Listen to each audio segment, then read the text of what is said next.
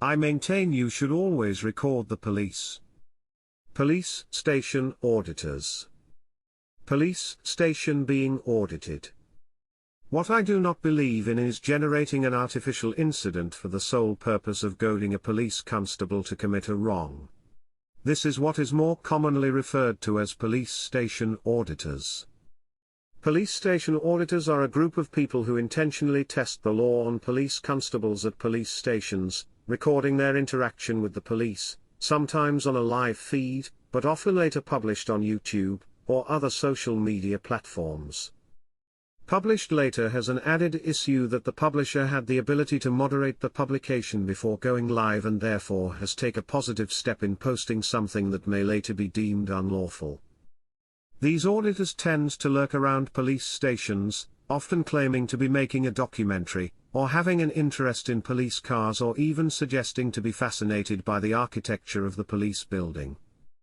They use this script as the basis for reasoning when eventually approached by a police constable. Recording the police in a public place is lawful, but it will without question raise suspicions or interest.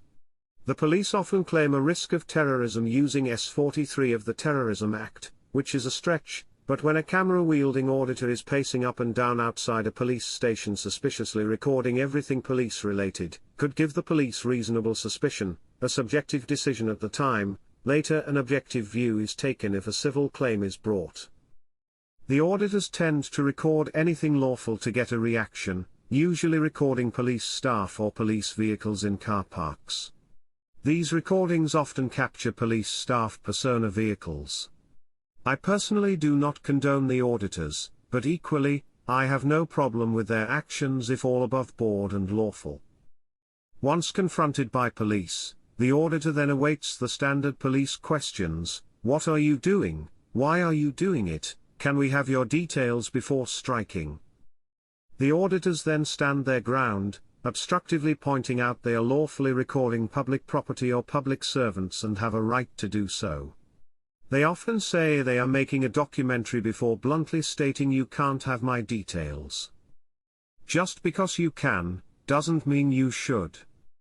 Of course, this is well within the law, for now, and being awkward is not a crime.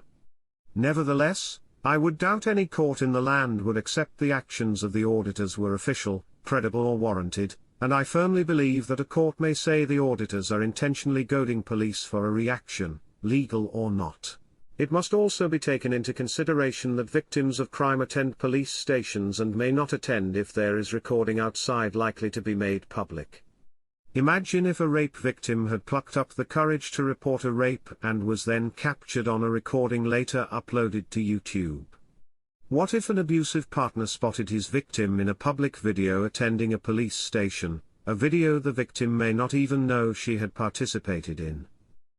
France recently published a bill to make it illegal to record the police. While it was dropped after protests, this does show that governments are seeking to prevent recording of the police by civilians, and relentless auditors could give them, the police, more ammunitions to seek at least some restrictions on us. The police are public servants, and like it or not, the courts would likely offer them a certain amount of leeway in mitigation if argued they were obstructed in their job, by auditors sticking cameras in their face, for no other reason but to put them on YouTube.